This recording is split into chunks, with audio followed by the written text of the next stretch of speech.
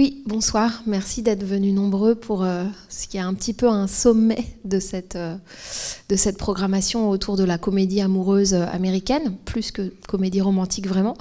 Sommet, vous allez voir, je parle plutôt au sens, je parle aussi au sens architectural du terme. La nouvelle affiche ne vous a pas échappé, l'affiche de cette version restaurée. Et il va être question de New York et de sa verticalité. Donc là, on est en 1957. Vous savez que dans ce programme, on aurait pu faire tout le programme quasiment, enfin en tout cas jusqu'au milieu des années 60, avec des films avec Cary Grant. Mais on s'est retenu très très très fort pour mettre un film avec Cary Grant et puis un autre avec Jack Lemmon, voilà, parce que sinon ça serait le programme Cary Grant et la comédie amoureuse.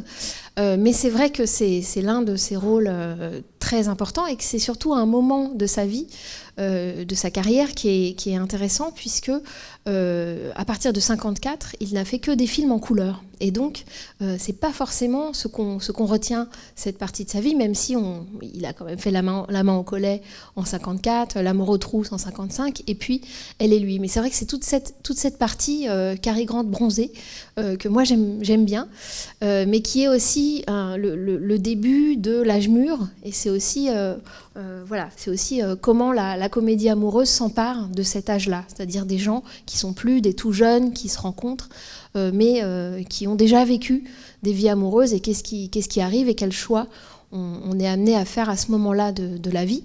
Alors la particularité de ce film, c'est un film de Leo McCarey, et ce qu'on appelle un auto-remake. Donc c'est lui-même qui avait déjà tourné en 1938 Elle et lui, qui s'appelait Love Affair, mais il n'a pas pu reprendre le titre en 57 pour des raisons vraiment de propriété de studio. Leo McCarey, il est vraiment intéressant. On en entend moins parler que Capra, mais c'est vraiment quelqu'un de très très doué à Hollywood. Et d'ailleurs, Ernest Lubitsch l'admirait. Il était beaucoup plus âgé, mais il avait repéré comme étant un très bon de la comédie hollywoodienne. Et c'est quelqu'un qui a commencé pendant l'époque du muet et singulièrement de la comédie slapstick burlesque. Donc je vous laisserai voir ce qu'il en reste dans ce film-ci, beaucoup plus tardif et en couleur. Mais c'est vrai qu'il avait ce sens du burlesque qui passe par le geste. Il a fait plus de 300 petits films, c'était les 2 bobines à l'époque, 15-20 minutes, mais que ce soit Charlie Chase, des Laurel et Hardy, puis il a même plus tard fait Dog Soup avec les Marx Brothers, mais c'était déjà plus dialogué, c'était déjà plus basé sur le dialogue, et c'était moins ce qui lui-même l'enchantait le plus.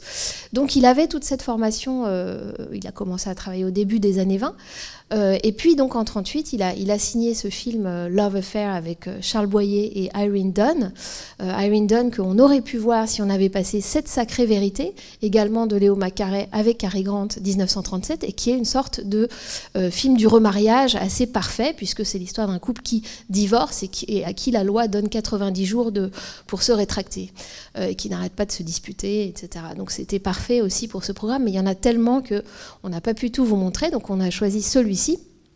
Love Affair, qu'il tourne en 1938, c'est un film qui finalement va lui plaire, va être un succès, mais lui-même il va trouver que c'est le film qu'il préfère avoir fait, et du coup en fait presque 20 ans après il décide de retourner ce film-ci, non pas pour le corriger vraiment, mais parce qu'il l'a aimé et qu'il se dit que la nouvelle génération de spectateurs, donc 20 ans après, ne le connaît plus, ne l'a plus vu, et puis surtout que maintenant il y a le format large, la couleur, et aussi d'autres acteurs, dont Deborah Kerr. Alors je crois qu'on dit Kerr et non pas Kerr, K-E-2-R, ou K peut-être, mais en tout cas ça m'arrangerait qu'on dise Kerr en l'occurrence, et qui est une autre actrice d'origine britannique, puisque vous savez que Cary Grant aussi venait d'Angleterre, et qui, elle, écossaise, et qui a fait toute une carrière au début des années 40, notamment avec Powell et Pressburger, et puis qui ensuite est allée à Hollywood et qui avait déjà aussi toute une carrière. Et c'est quelqu'un d'intéressant parce que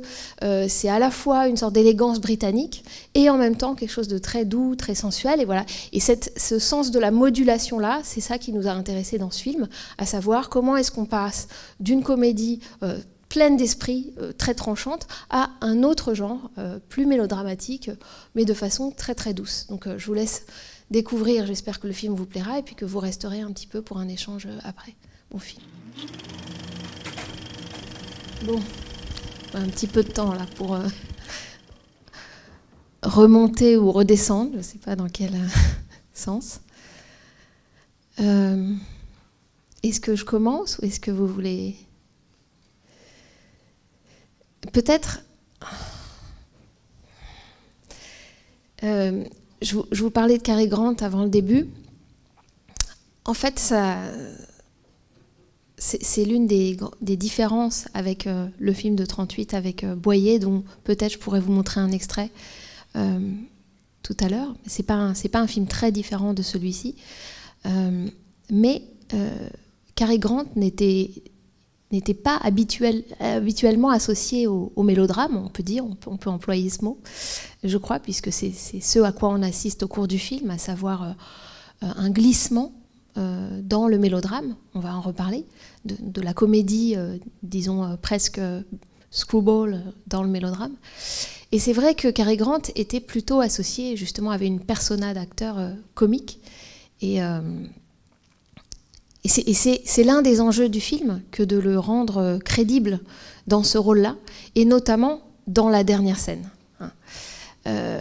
Vous remarquerez cependant que dans cette très longue dernière scène, il y a cette réplique qui est en fait, quand on y réfléchit, assez drôle, à savoir si tu peux peindre, je peux marcher.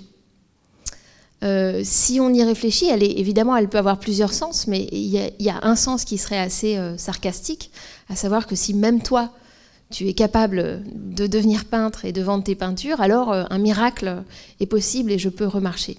Évidemment, elle est jouée de manière très subtile, c'est-à-dire qu'il y a à la fois cet humour, et d'ailleurs il rit, on voit un plan sur lui et il rit, et en même temps, elle comporte autre chose, à savoir effectivement le miracle, sérieusement, de l'amour, à savoir que tout est possible à nouveau, tout était rendu impossible à partir du rendez-vous raté, et que effectivement tout va être possible, et à la limite peu importe qu'il ait rempli ou non le contrat d'avoir réussi à être un peintre qui peut travailler, qui peut s'occuper d'elle, etc., financièrement.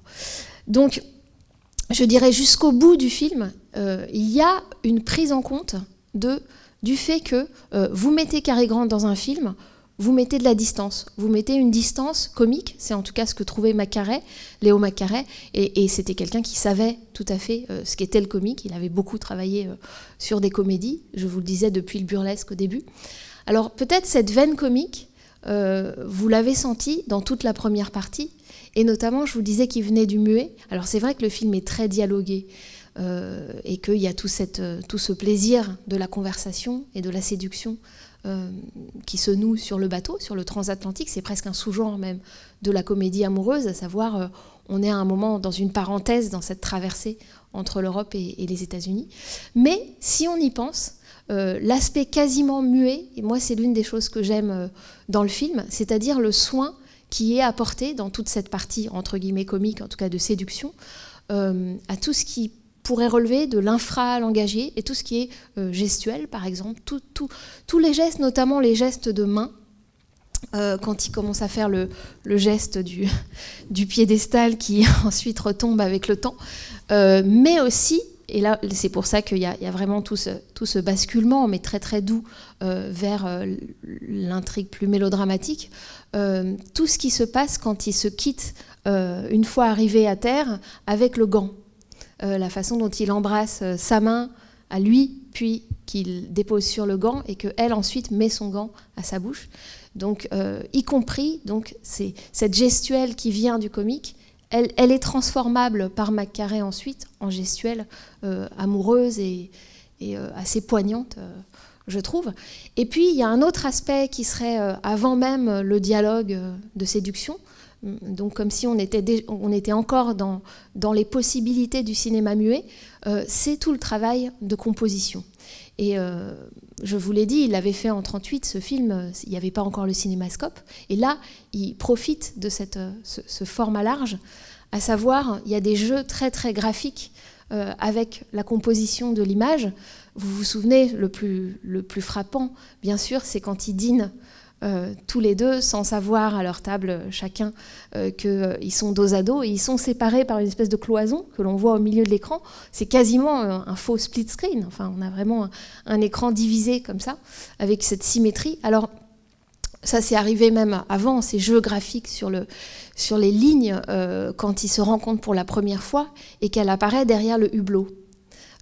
Or, il y a tout un travail de symétrie dans le film, symétrie, je le disais, dans l'image, mais symétrie aussi d'une partie du film à l'autre. On pourrait dire avant, après le basculement, il va falloir le situer, ce point de basculement, mais c'est peut-être pas le plus important de le situer. Symétrie y compris, donc quand je disais qu'elle apparaissait dans le hublot au début, la première fois qu'ils se rencontrent, vous voyez bien qu'il y a ce plan, il est repris vers la fin. Vous voyez à quel autre plan je veux penser, la couronne de Noël, et puis c'est Cary Grant qui apparaît derrière.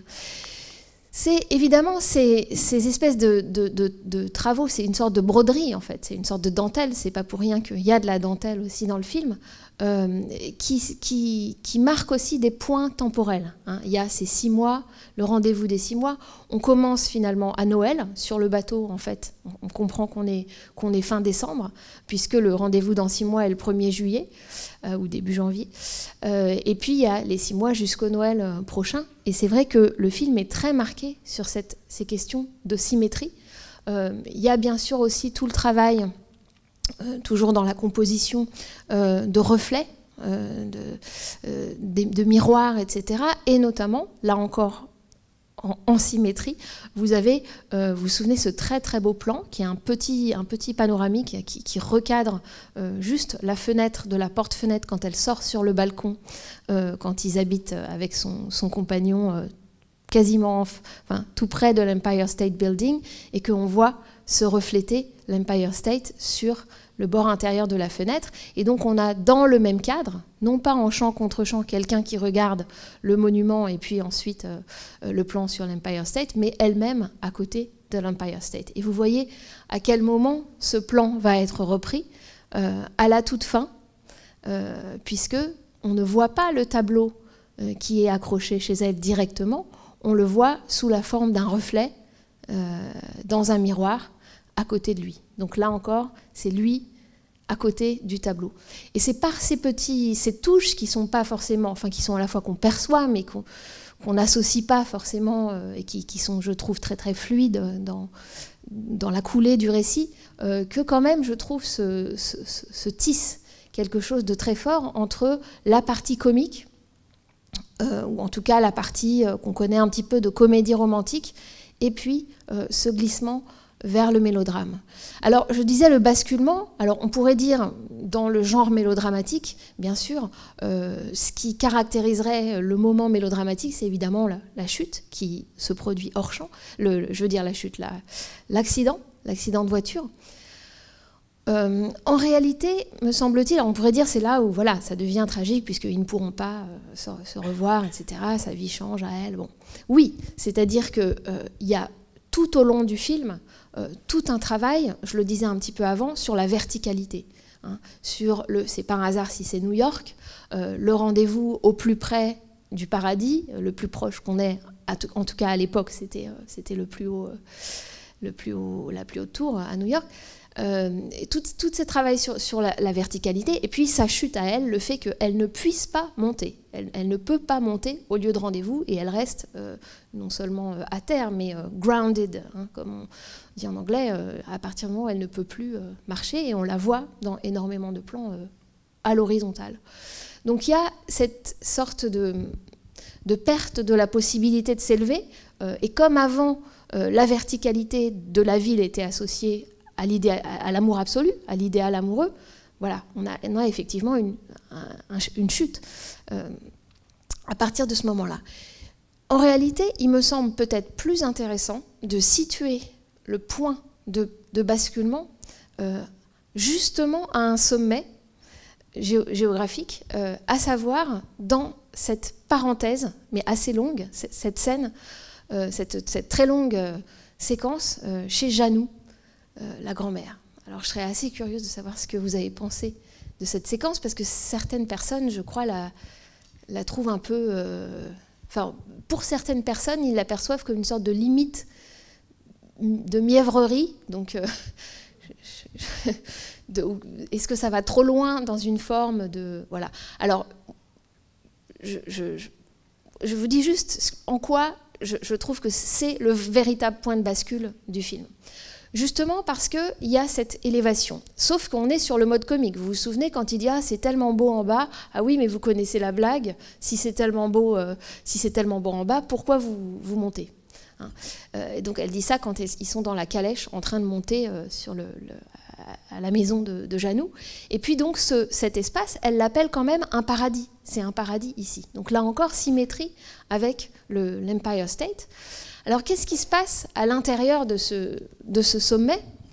Je trouve quelque chose de plus intéressant que simplement de s'apercevoir que, enfin c'est déjà pas mal, mais s'apercevoir que ce type qui est le séducteur, le Casanova, bon, qu'on a très bien repéré, pourquoi? Parce qu'on sait très bien qu'il y a la persona de Cary Grant, acteur, et de tous ses rôles qu'il a fait avant, donc on voit très bien le genre de playboy qu'il est, hein. Évidemment c'est aussi Cary Grant quelque part, bronzé, enfin bon, tout ça, et que... la visite à la grand-mère, dont il n'est même pas crédible que ce soit vraiment sa grand-mère, pour elle au début, va montrer qu'il a une profondeur, effectivement, il a une profondeur affective, et qu'il est rattaché aussi à la famille, c'est-à-dire pas seulement le couple éphémère, mais quelque chose de plus... voilà, qui regarde aussi vers l'avenir, éventuellement de la paternité, avec le type qui a 7 enfants, bon, etc. Donc oui, il y a tout cet aspect-là, mais il me semble encore plus intéressant que ce soit une scène clé dans le film.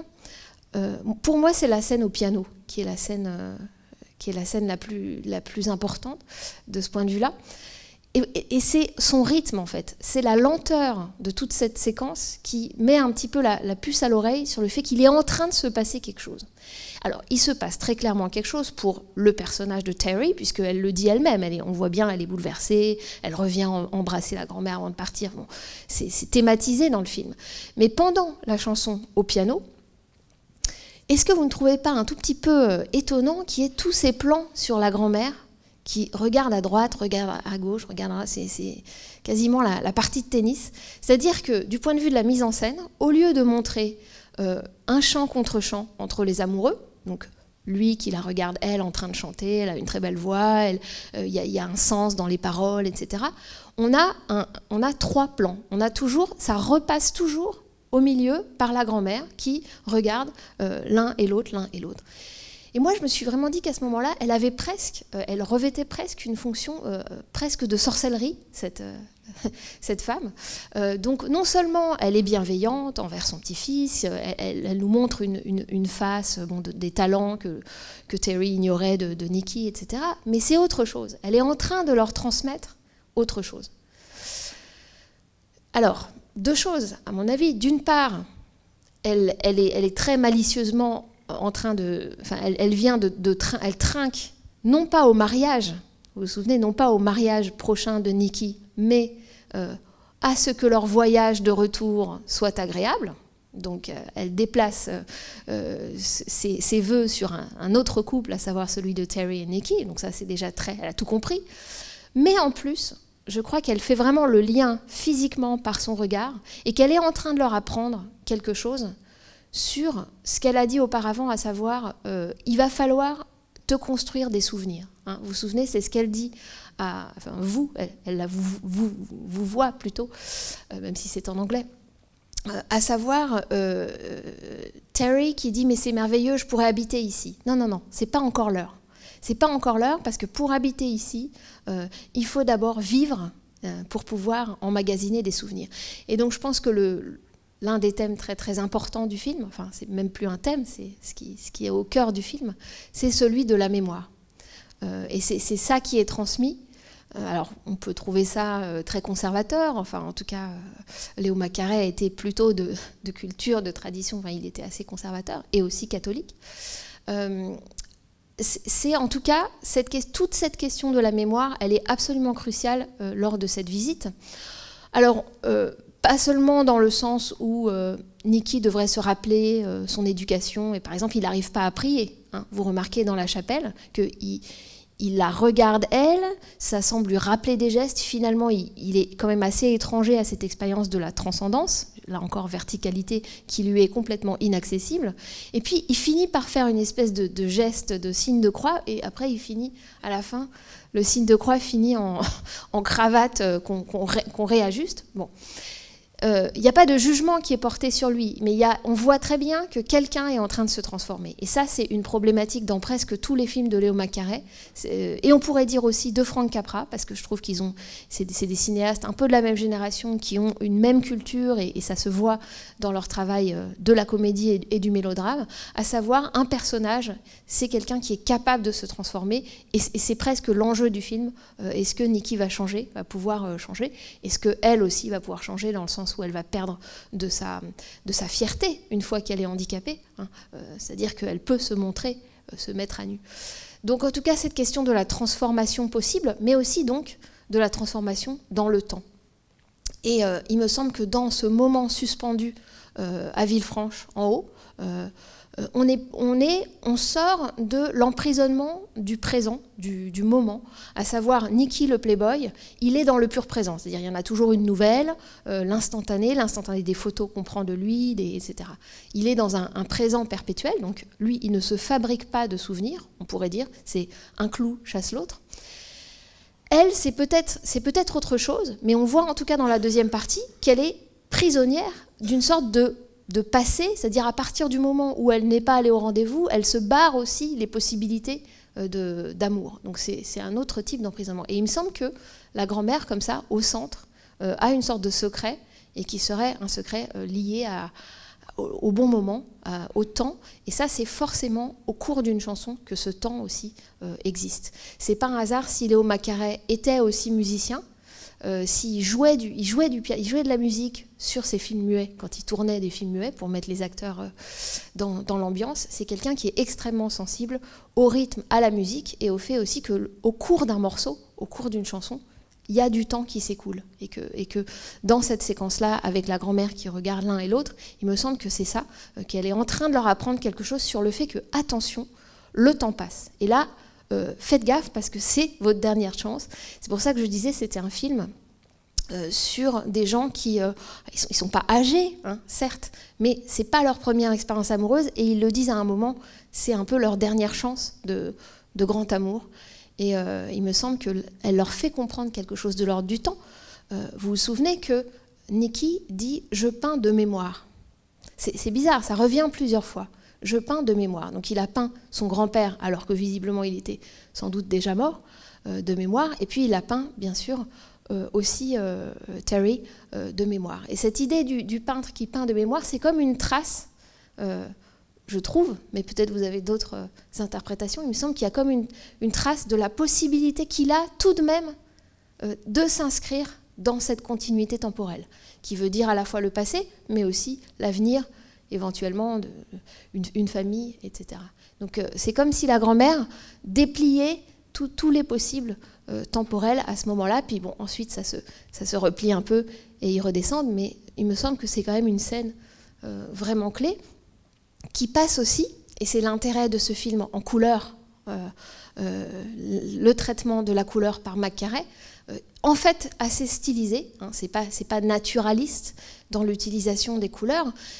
Vous vous souvenez qu'au tout début du film, il y a tout un travail sur le orange. Il y a une espèce de ligne de frise comme ça dans toute la décoration du bateau qui va exactement avec la couleur un peu orange foncé, rouille des robes souvent de Deborah Kerr. Et puis il y a les deux. Il y a le orange avec le mauve aussi. Ouais. Les rideaux, tout va avec le bronzage de Cary Grant. Il y a ce orange. Bon, alors on peut dire automne de la vie. Moi, c'est pas ça. C'est pas le symbole. C'est pas le symbolisme des couleurs que je trouve intéressant. C'est comment elles s'articulent au cours du film. Et dans cette séquence de petits idylliques comme ça chez Janou, vous remarquerez qu'elle est à moitié couleur du salon de la grand-mère, Terry, et à moitié blanc. puisqu'elle a aussi une partie blanche, et que c'est évidemment le châle qu'elle va ensuite obtenir qui sera blanc. Donc il y a tout un travail de la couleur. Et puis quand Nikki revient chez la grand-mère, la façon dont le piano est cadré, par exemple, je ne sais pas si vous y avez pensé, ça fait vraiment cercueil.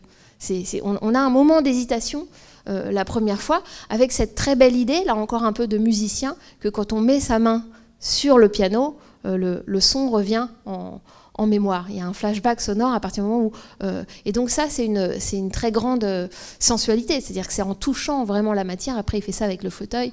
Il y a un plan très célèbre de la reine Christine de Mamoulian avec Garbeau, où elle fait comme ça, elle touche tous les accessoires du décor d'une chambre où elle vient de coucher pour la première fois avec un amant, et elle sait que ce sera aussi sans doute la dernière, et elle se frotte. Donc il y a un petit peu de ça là-dedans, donc il y a quelque chose de très, très, très sensuel, mais en tout cas qui, je trouve, rattache tout à coup Nikki à la mémoire, et donc lui donne une épaisseur qu'il n'avait pas auparavant. Bon voilà, comme toujours, je commence à parler, puis après c'est un peu long. Je voudrais bien que vous... Ce qui est intéressant aussi, c'est que... y a un micro. En fait, la salle est assez grande. Ici. Enfin, où je peux répéter, mais c'est mieux d'entendre une autre voix. Merci. À propos du temps aussi et du passage chez la grand-mère, elle dit, Nikki, enfin, je n'ai pas le texte est en tête exactement, mais il a eu une vie un peu légère et qui va payer. Elle craint qu'il paye un jour. La grand-mère dit ça. Ouais. Il paye la facture. Ouais.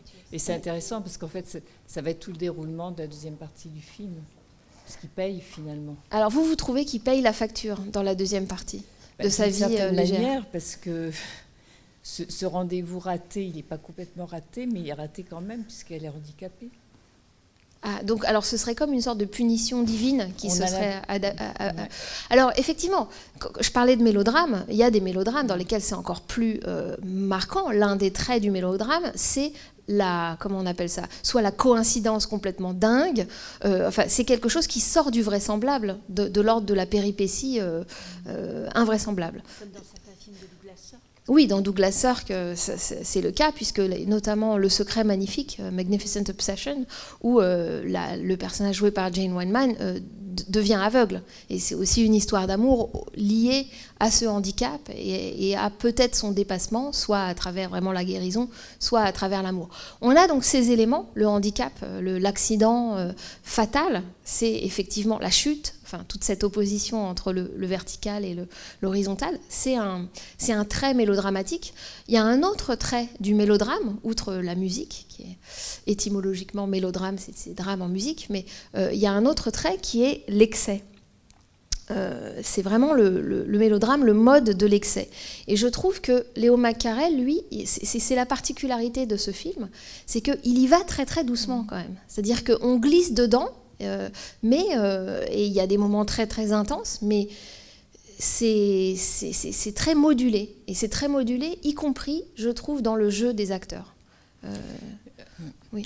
Ce qui est intéressant, c'est qu'effectivement, on comprend que cette histoire d'amour va se réaliser, et en même temps, on a du mal à y croire, et on se demande comment et qu'est-ce qui va faire que ça ne va pas complètement se réaliser. Oui, parce que j'ai senti que quand il repartait, là, quand il repart, avant de tout à coup raconter l'anecdote du tableau qu'il a vendu, etc., j'ai senti, pour ceux qui ne l'avaient pas vu, qu'il y avait un truc, ça y est, ça va être la fin, et ça va être on peut pas croire un happy ending. Oui. Mais si vous voulez, on a, comment dire, enfin moi en tant que spectatrice, je veux croire à cette histoire, je veux qu'elle marche, mais en même temps, lui, il a l'air d'être tellement léger que je me dis, mais bon, est-ce que ça va marcher? Effectivement, elle va exister, cette histoire, puisque c'est plutôt un happy end, mais en même temps, elle est handicapée. Vous gardez un doute, Mais en même temps, elle est handicapée. C'est-à-dire que moi, je trouve que d'une certaine manière, la grand-mère était, pas visionnaire, mais comme vous dites, un peu comme une sorcière qui voit les choses. C'est-à-dire qu'elle voit leur amour se créer dans cette scène de piano qui est magnifique. Mais en même temps, je pense qu'elle annonce déjà l'ombre dans cette histoire d'amour. Enfin, oui, oui, c'est... Comment dire, il n'y a pas de réponse vraie ou pas vraie, justement. Tout est dans le... on est complètement libre, et j'imagine qu'au nouveau visionnage, on pense une chose différente sur la fin. Mais juste sur le fait qu'il reste quand même quelqu'un d'assez léger. On n'a pas parlé, dans cette scène finale, de l'incroyable conversation qu'ils ont avec cette inversion. Je parlais des miroirs, des symétries qui reviennent dans le film, des inversions. C'en est une, là, dans le dialogue, très importante, quand il dit, mais alors jusqu'à quelle heure tu as attendu? Ah oui, jusqu'à minuit, et il y avait ah oui, de l'orage, etc.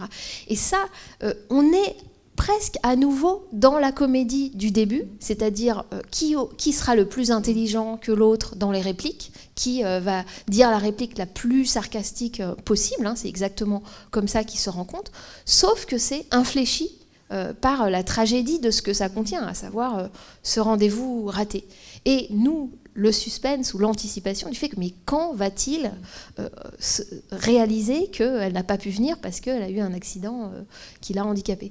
Donc ce moment comme ça d'inversion est extrêmement dangereux, j'allais dire, parce qu'on est presque dans le danger de revenir dans la sécheresse comique du type cynique, c'est-à-dire du type qui en a tellement vu que, bah oui, il a cru à l'amour une fois, au grand amour, et ben regardez ce qui est arrivé, elle n'est pas venue. Hein. Donc finalement, il avait bien raison d'être un Casanova avant. Et on sent qu'il est au bord. Il est au bord de dire ça. Il l'avoue quasiment. Donc c'est pour ça que je pense que c'est important qu'il y ait Cary Grant dans ce rôle-là, parce qu'il charrie vraiment tout ça. Il charrie ce côté quasiment cynique du séducteur et du type qui s'en tirera toujours parce qu'il a la faussette et que voilà, ça marchera. Donc, et nous, jusqu'au bout, on reste dans cette crainte que finalement, ils ne comprennent pas qu'elle voulait aller au rendez-vous. Quoi. Oui, alors ce qui est beau, c'est, vous remarquerez qu'il est en train de se rendre compte de ce qu'il est en train de dire, à savoir, mais alors le tableau, j'ai dit de le vendre parce que la jeune femme était pauvre, mais en plus, elle était et on n'a pas vraiment le mot handicapé, hein, c'est comme l'accident qui reste hors champ, hein, c'est une sorte de zone comme ça. Et quand il est en train de se rendre compte, je ne sais pas, la façon dont il le joue, il a une sorte de joie d'aller vers la porte. Il n'est pas en train de glisser comme ça, avec une tête déconfite. Je ne sais pas si vous vous souvenez, il est hyper content d'aller ouvrir la porte pour voir ce qu'il y avait dedans. Donc ça, je trouve ça assez génial, en fait, comme jeu. Est-ce qu'il aura enfin l'explication de son absence ? Oui, en fait, mais d'arriver à transmettre à l'écran une joie en même temps que quelque chose d'extrêmement triste. Parce que c'est aussi s'apercevoir qu'elle est handicapée, qu'elle n'est pas venue pour ça, que comme vous dites, ça va être dur aussi après, c'est-à-dire c'est qu'un début, mais un début difficile.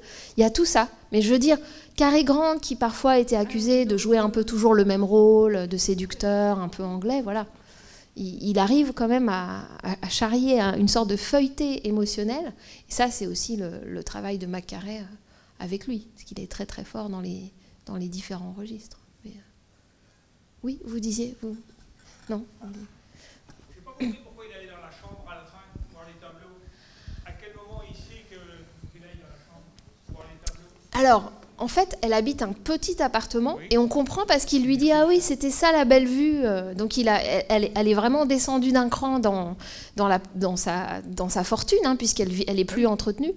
Donc on peut tout à fait se dire que finalement, il y a peu de portes, enfin, il y a peu de pièces dans cet appartement. Et donc c'est parce qu'il est en train de raconter l'histoire de son galeriste qui lui a dit qu'une jeune femme aimait beaucoup le tableau, l'avait compris, avait été touchée, et qu'en plus, elle était 3 petits points, à savoir pauvre et handicapée. Et donc, voilà, c'est parce qu'il est en train de se rappeler tout ça qu'il cherche le tableau, tout simplement. Et que le tableau ne peut être que derrière la porte. Mais vous avez raison, parce que le fait même que vous posiez la question montre bien que dans le film, et c'est ça qui est beau aussi dans le mélodrame et tout ça, c'est qu'il crée le tableau en nous. Vous voyez ce que je veux dire? C'est comme si c'était lui qui dessinerait une porte et puis pour pouvoir l'ouvrir et qu'il y ait un tableau, quoi. Donc effectivement, il est beaucoup plus actif dans sa recherche du tableau que simplement si ça avait été filmé, voilà, passivement. c'est des idées de mise en scène que je trouve assez... mais qui étaient déjà là sur le paquebot.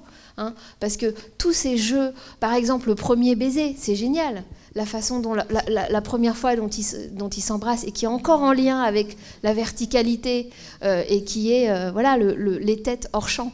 Donc, en plus, c'est un jeu amusant avec le code Hays, qui existe encore à l'époque, même si on s'en fout, on a le droit de s'embrasser à l'écran, mais c'est long, hein. Il est long celui-là, hein. Il reste... Hein, donc vous savez que c'était... Je vous avais déjà dit ça pour Ninotchka, entre autres, mais que c'était compté les secondes des baisers avec le code de production à Hollywood. Ben là, voilà, de toute façon, il pourrait rester 1 minute entière, puisque c'est hors champ, les têtes sont hors champ. C'est génial d'avoir utilisé l'espace du bateau comme ça, avec Ninotchka, ils le refont à plusieurs reprises, mais de façon courte, donc c'est encore plus subtil. Donc soit on casse le temps, on fait un petit bisou, puis un autre, et puis voilà, pour faire un long baiser interrompu, comme dans Les Enchaînés d'Hitchcock, je vous en avais parlé, soit on casse l'espace. Hein, c'est-à-dire qu'on utilise toutes les possibilités du hors-champ, et tout ça fait partie du travail sur l'espace dans le bateau, qui est vraiment extraordinaire, quoi. Donc le plan divisé dont je vous ai parlé, ou bien les hublots. Mais vous parlez justement du baiser avec Cary Grant, enfin, hors champ, il dure longtemps, mais justement, dans tout le film, le seul, entre guillemets, vrai baiser qu'elle fait, c'est à son ex-amant, enfin, son meilleur ami, au final. Parce qu'après, c'est juste sur le bateau, et après, ce sont des étreintes ou juste des petits bisous, mais il n'y a pas de baiser langoureux, en fait, dans le film, avec Cary Grant, si ce n'est celui hors champ. Oui, bah alors pendant toute la durée sur le bateau, c'est important pour McCarey, alors vous allez me dire c'est encore un conservateur, mais en tout cas c'est important qu'il n'y ait pas d'adultère. Hein, puisqu'ils sont as good as married, hein, même s'ils ne sont pas mariés, ils sont quand même trop engagés avec l'autre pour que, en gros, s'ils couchaient sur le bateau, bien sûr on ne le verrait pas, mais si on avait compris par une ellipse qu'ils avaient couché sur le bateau, ce ne serait pas pareil pour lui. Et donc il n'y aurait pas les 6 mois, enfin c'est tout ça, c'est aussi ça, hein, évidemment. C'est-à-dire qu'il y a un travail d'idéalisation de l'amour qui doit être assez important, mais vous remarquerez que le film, et c'est aussi ce que dit la grand-mère, n'est pas seulement dans cet idéal du grand amour élevé près du paradis. Il dit aussi non, l'amour ça se vit physiquement, ça se vit dans l'argent aussi, tout le rapport à l'argent. C'est-à-dire qu'il va falloir travailler. Donc les 6 mois, c'est aussi un temps pour changer de vie vraiment au niveau matériel. Donc c'est ça que j'aime bien dans le film, c'est-à-dire c'est pas seulement le romantisme de l'amour, c'est que le romantisme passe par quelque chose de très physique, et quand le corps choit, hein, comme c'est le cas avec elle quand elle a son accident, ça peut pas marcher non plus. Juste pour revenir sur ce que disait la dame tout à l'heure, sur le doute sur comment va se finir l'histoire, rien que le titre en anglais nous fait douter déjà. Parce que an affair to remember, c'est bien ça. On peut se douter que s'il faut se souvenir de cette histoire, c'est qu'elle n'existe plus. Donc, oui, il y a beaucoup jusqu'avant le tableau à la fin, c'est... Il y a beaucoup d'indices dans le film qui nous donnent l'impression que ça va être une petite vignette dans leur vie. Et c'est devenu un peu la mode. Je ne sais pas si vous avez vu La La Land, on en parlera peut-être à la prochaine saison, mais c'est un peu c'est-à-dire cette idée qu'il vaut mieux montrer un amour qui finalement ne s'accomplit pas parce que c'est plus vrai. Disons de notre... On va toucher peut-être un auditoire malheureusement plus large si on est dans cette nostalgie. Alors au contraire, moi c'est pour ça qu'on a fait ce cycle en fait, c'est pour mais pour dire que c'est possible. Non, mais c'est vrai, c'est-à-dire que je trouve plus audacieux, si vous voulez, les happy end ou happy endings comme on dit en anglais, qui font le travail de nous rendre ce happy end, ou peut-être même s'il est plus ambigu, mais peu importe, quelque chose est encore possible, plutôt que de dire, non, en réalité, souvent, on vit un grand amour, puis ensuite, la vie nous sépare, et voilà. Donc, je trouve ça justement beau qu'ils travaillent... effectivement, il y a tous ces obstacles qui sont des obstacles classiques de récit, mais il faut que ce soit jusqu'aux dernières minutes de la dernière scène, quoi. Et même y compris dans cette réplique, si tu peux peindre, je peux marcher, on ne sait pas du tout si elle marchera. C'est à plusieurs niveaux cette phrase, donc impossible de savoir. C'est un vrai récit initiatique amoureux, parce qu'effectivement, ces 6 mois, c'est aussi apprendre vraiment à quel point on est amoureux de l'autre, on y tient, et tout ce qu'on peut faire pour réaliser cet amour-là, ce couple, cette histoire. c'est ce qui est intéressant, c'est que ces 6 mois, et même plus finalement, c'est un travail, comme vous dites, ils vont changer tous les deux de niveau de vie, ils vont tout remettre en question et ils vont aller jusqu'au bout. Alors même si la fin, bon... Oui, cette initiation, il me semble que ce qui est beau, c'est que je disais, il y a tout un travail en parallèle, hein, puisque une fois qu'ils descendent du bateau, on a leur vie en parallèle. Donc ça reprend cette idée de la symétrie spatiale qu'on voyait sur le bateau, mais dans le temps. Bon, effectivement, donc lui, elle et lui, bon, voilà, ok. Mais en même temps, je trouve que l'initiation, elle est quand même pas tout à fait pareille pour lui et pour elle. Et c'est assez bien montré dans la façon dont son initiation à lui est montrée. Ce que je veux dire, c'est que, vous vous souvenez, en fait, lui, il est associé au spectaculaire, au spectacle. Et il y a énormément de scènes dans lesquelles, parce que lui est là, on a un auditoire, on a le public, c'est-à-dire nous, quelque part, qui est représenté. La scène du restaurant dos à dos étant évidemment la plus drôle, mais où on est presque mal à l'aise, et là encore dans le travail de la durée. C'est-à-dire qu'on voit les gens qui rient, mais on ne voit pas ça qu'une fois ou deux fois. Il y a vraiment plusieurs plans sur eux en train de rire et de continuer à rire, parce que c'est vraiment comme un petit court-métrage burlesque à l'intérieur du film. C'est-à-dire, il ramasse sa pochette quand elle est partie. En fait, le serveur prend aussi l'étui à cigarette alors que c'était à lui et le rend à la dame, etc. Et donc, là, on a comme un tout petit... Et tout à coup, nous aussi, en tant que spectateurs, on se voit quelque part représentés, même si c'est critique par rapport à ces moqueurs qui n'ont rien compris, quelque part, qui voient le mal partout, qui voit l'adultère alors que justement c'est peut-être le grand amour, voilà. Mais en tout cas, lui est toujours associé à une situation de mise en spectacle, avec aussi toute cette scène incroyable il arrive juste du bateau, il passe à la télé en direct. C'est complètement dingue. Alors il y résiste, il dit vous pouvez répéter la question, etc. Mais quand même, et ça c'est une idée évidemment qui n'était pas dans le film de 1938, à savoir maintenant tout est télévisé. Donc, y compris l'histoire d'amour qu'on est en train de vous raconter, elle va être télévisée, et c'est assez génial d'avoir mis Terry en train de comment est-ce qu'elle va avouer à son compagnon via ce médium assez, on pourrait dire assez critiqué dans le film, mais en même temps il y a presque la même fonction, une fonction similaire à celui de la grand-mère, à savoir quand même d'être de transmission. Quelque chose se dit grâce à la présence de cette émission débile de télé-réalité dans le poste. Elle n'a pas besoin d'en dire tellement plus, et le type comprend, même si c'est sous une forme dégradée et drôle. Mais c'est ça aussi qui est très, très fin, c'est que, vous vous souvenez, son compagnon, il rit pendant qu'il regarde le show avec Nikki.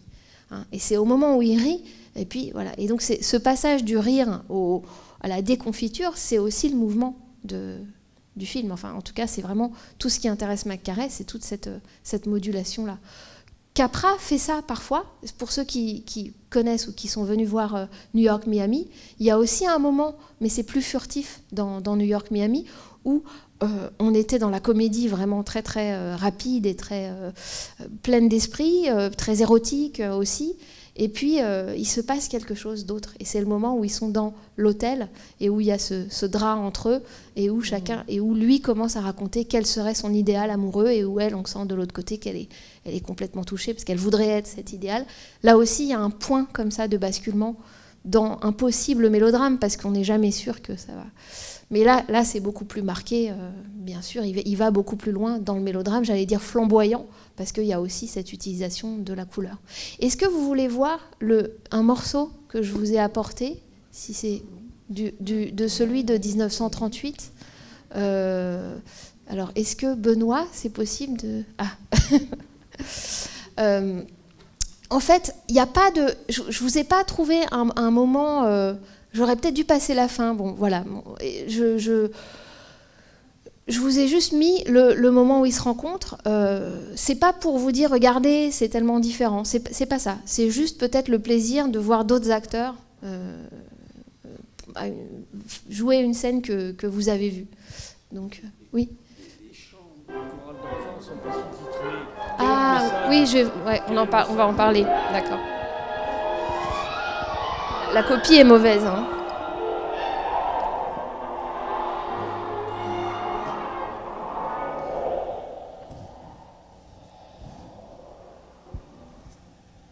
Je m'entends, madame. Je vois que vous lisez mon télégramme. Avec quoi? I say I believe you're reading my radiogram. Ah. Just a moment. Well, how do I know it's yours? Can you identify yourself? Well, I am Michel Varney. Oh, don't tell me you're the fellow. Yeah. Well, this is pretty personal. Can you tell me what it says? Well, it says, remembering a warm, beautiful night, the thunderstorm over Lake Como, and you. And you. It's you. That's all right, huh? Suzanne?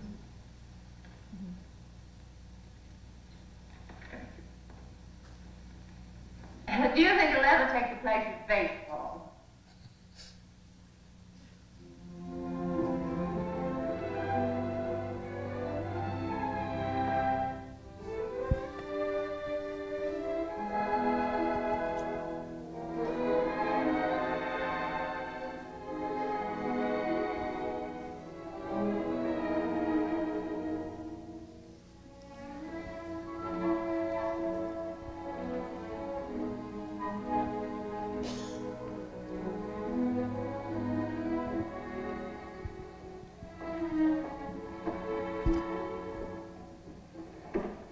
Did you lose it again? I'm in trouble. Serious trouble. I could have told you playing around Lake Como, the poor thing. I must talk to someone.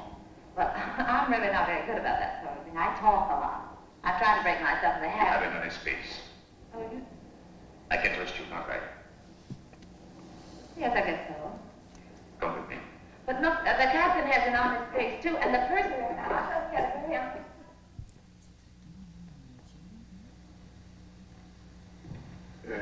Shall we go to your cabin or mine?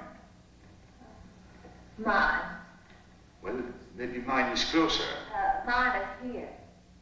Oh. Not that I'm prudish, it's just that my mother told me never to enter a man's room in any month ending in I. Your mother must be a very beautiful woman. What's your name? Terry McKay. Terry McKay, and I'm traveling alone. That wasn't by any chance what was troubling you, was it? Yes. Oh, it's fine. I thought you liked it. You saved my life, you know. I was bored to tears.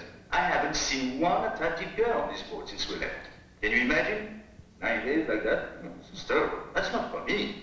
I should be bright. Should be beautiful and bubbling, like pink champagne. I was scared. I said to myself, don't beautiful women travel anymore? Evidently not. Then I said, and it was all right. I was saved. I hope. See, I... Thank you. Have you been getting results with a line like that? Or would I used to cry? And if you were surprised, that would surprise me. It sounds like a nasty crack. I could make a few too if I felt like it. Sure you could. I know I can. That's what I said. I think I will. How's your fiancée? She's got a cold. Oh, that's too bad. Got it at Lake Como? No, she wasn't there. Oh, you mean the lady of the lake was not... That was our best friend. Oh.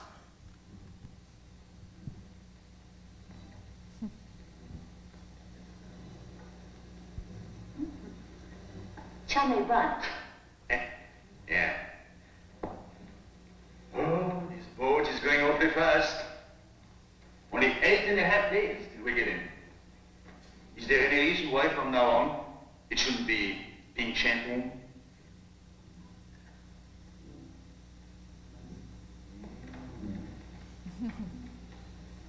Don't tell me he's the fellow. He's all right. He's nice. Where is he now? Well, he's visiting his parents. He sends me on a buying trip every once in a while. You see, he's my boss, too.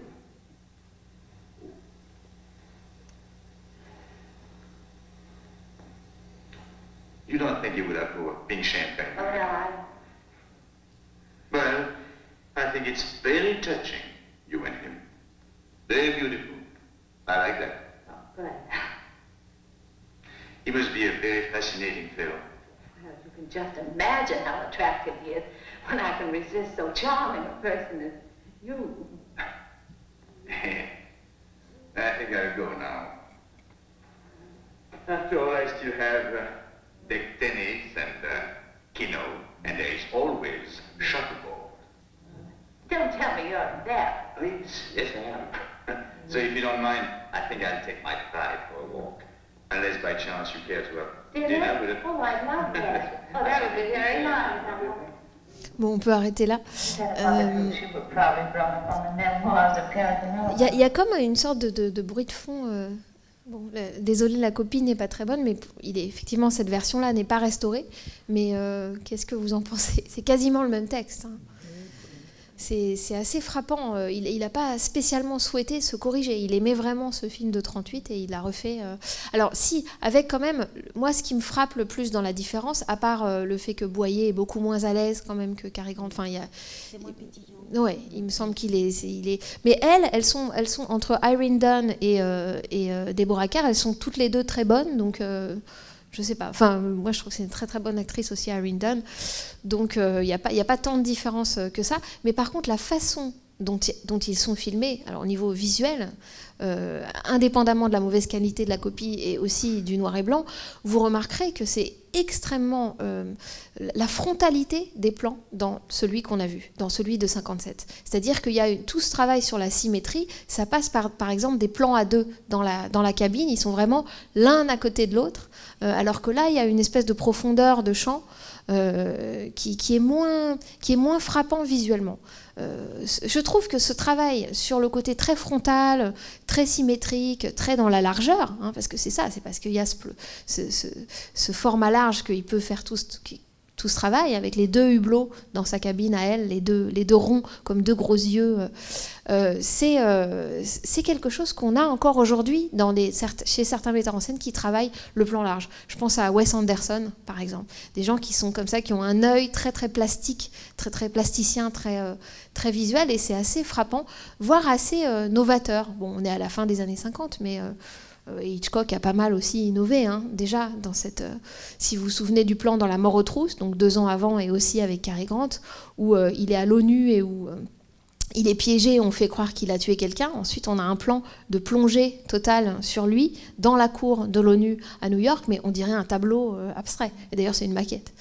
Donc déjà, dans les années 50, il y a pas mal ce travail un petit peu vers l'abstraction. C'est moins évident dans ce film-ci, mais quand on voit les deux, on se dit quand même que visuellement, c'est assez différent. Mais c'est vrai que les dialogues sont similaires. Voilà, moi je savais que vous passez ce morceau, c'est pas forcément propice à la discussion, mais je ne souhaite pas spécialement la prolonger. Vous avez juste évoqué la chanson. Moi, c'est plutôt une partie du film que je trouve un peu longue. C'est toutes les séquences avec le curé et les enfants. Oui, alors la chanson qui chante...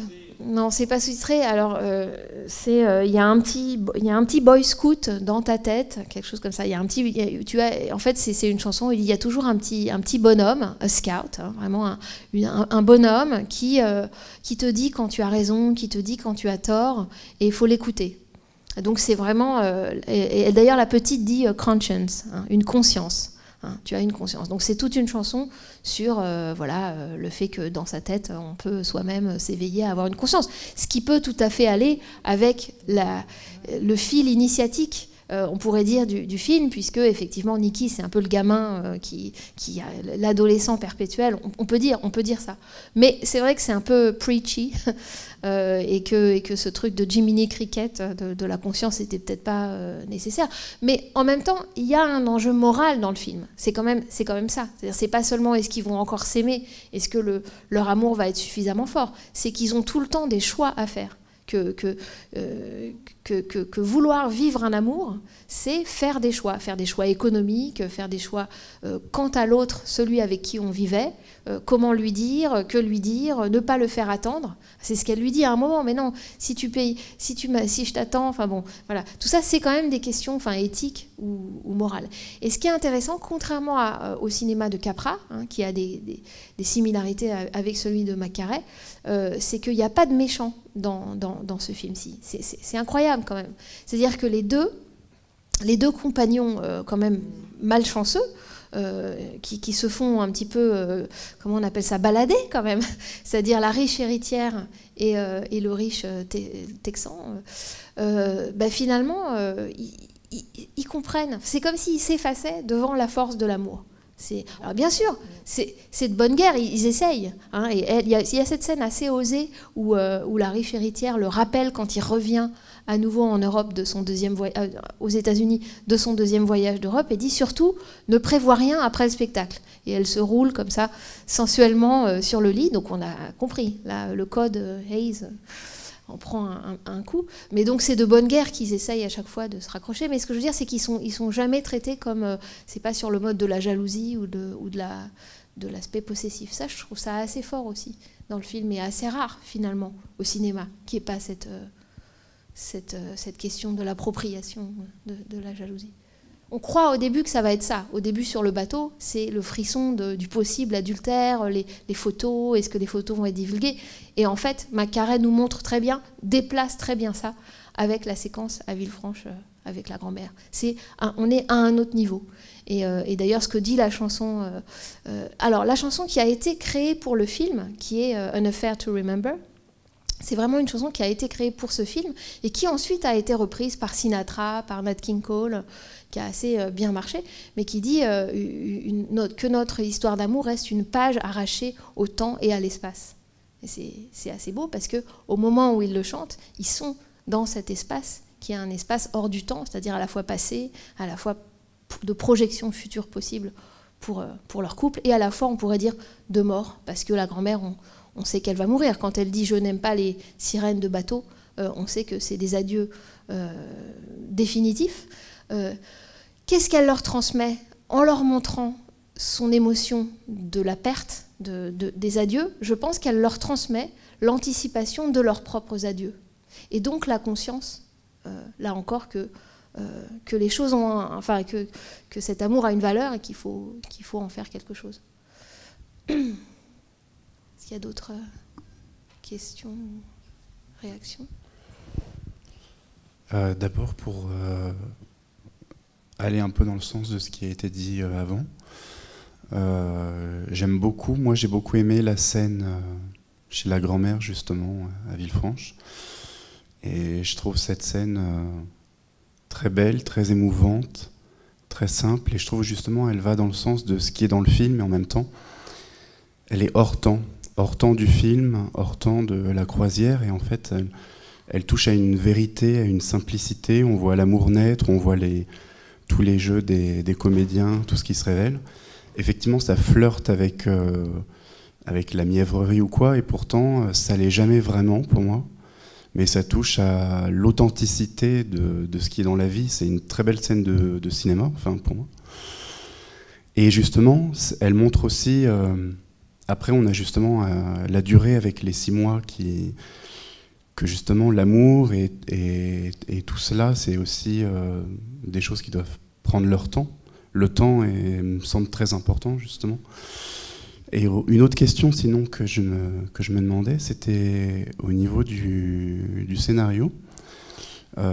Est-ce que vraiment, du coup, tout est complètement repris par rapport à...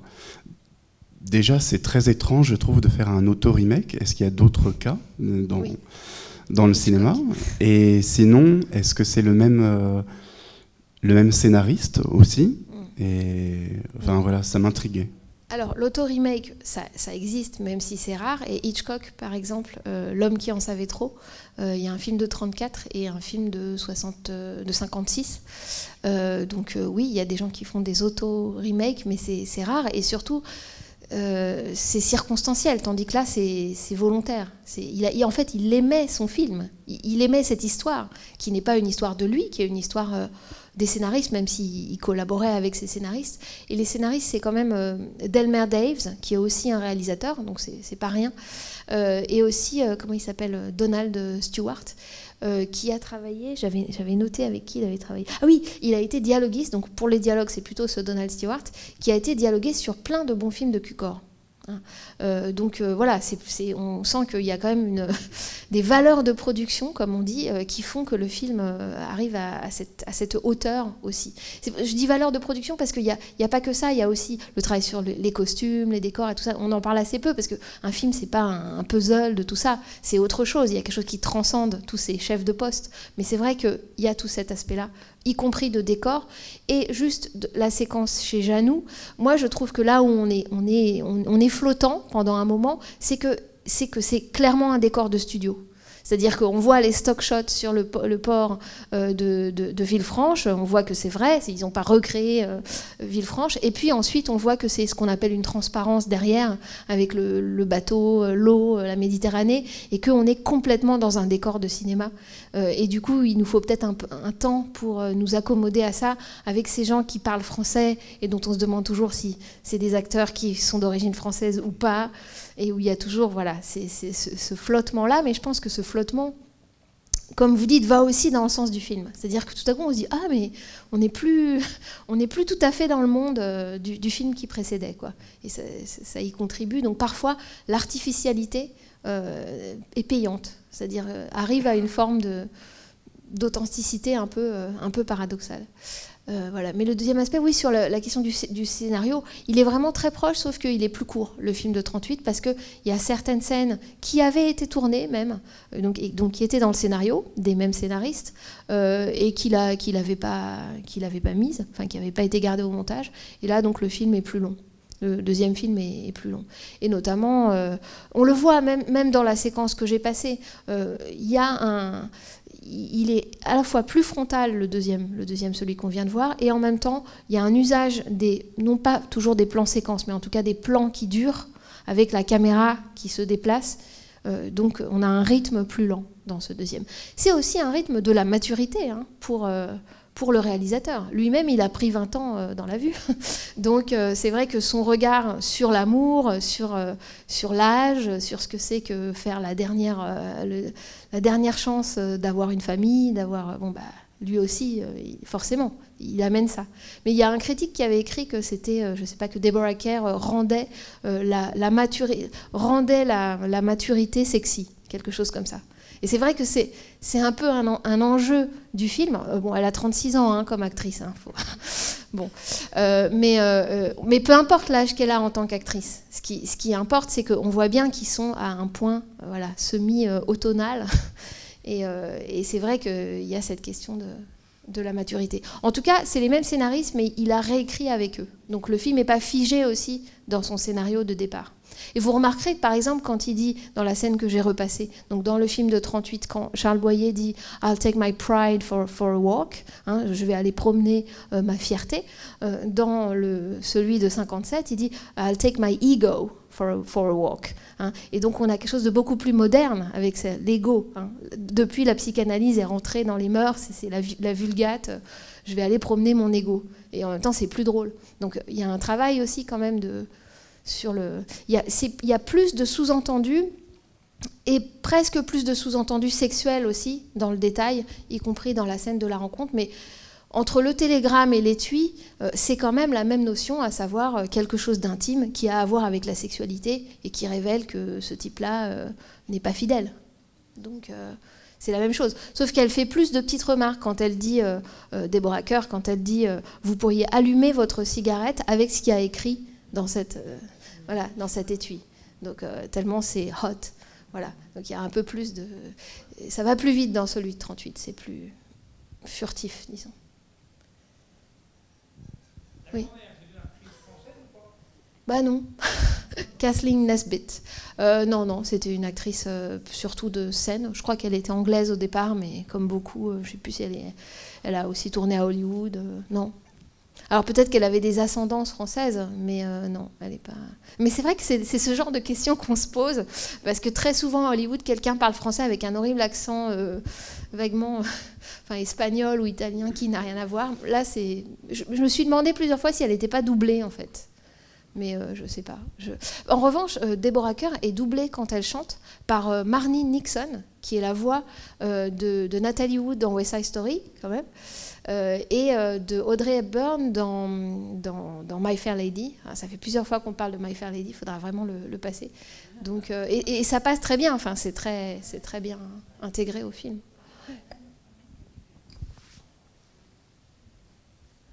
Bon, en tout cas, merci beaucoup d'être venu et restez. Et donc, 2 rendez-vous. Merci. 2 rendez-vous. Donc, le 15 mars, c'est notre prochain film de cette série qui sera The Apartment, La garçonnière de Billy Wilder. Et le 22 mars, ne manquez pas Indiscret, Indiscreet, de Stanley Donen, avec Cary Grant, pareil, sur ses vieux jours. J'exagère, vieux jours, mais et Ingrid Bergman, très très beau film sur justement aussi les dernières chances amoureuses. C'est pour ça qu'on a voulu vous le montrer et restaurer. Donc assez rare, et c'est le film de lui-même que Stanley Donen préférait. Donc ne manquez pas Indiscreet. Merci.